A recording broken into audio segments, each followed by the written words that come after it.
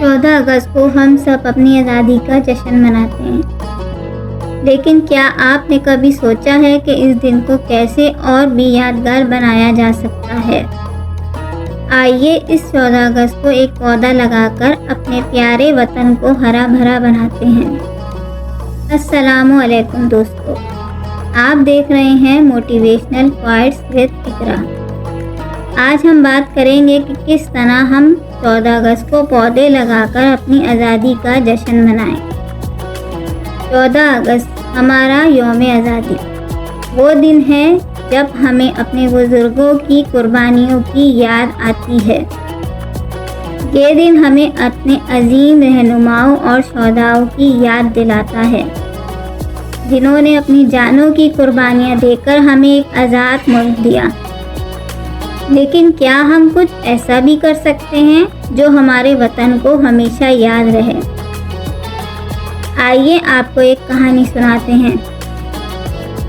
یہ کہانی ہے ایک چھوٹے سے گاؤں کی، جہاں ایک بزرگ رہتے تھے۔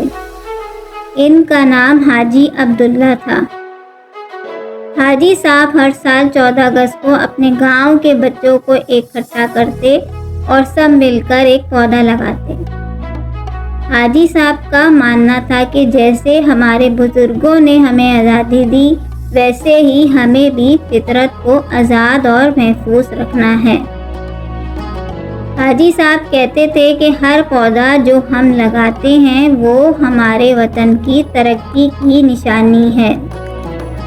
جب یہ پودے بڑے ہو کر درخت بنتے ہیں تو یہ نہ صرف ہمیں سایہ اور تازہ ہوا فراہم کرتے ہیں، بلکہ یہ ہمارے ماحول کو بھی محفوظ بناتے ہیں۔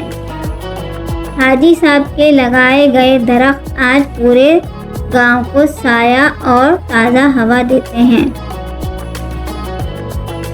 اسی طرح ہم بھی 14 اگست کو ایک پودا لگانے کا عہد کریں۔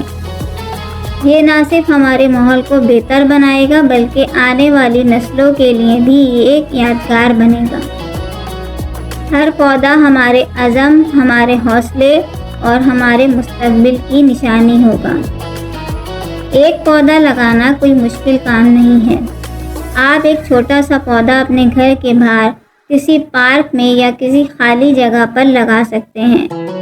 آپ کو صرف کچھ زمین، پانی اور پیار کی ضرورت ہے۔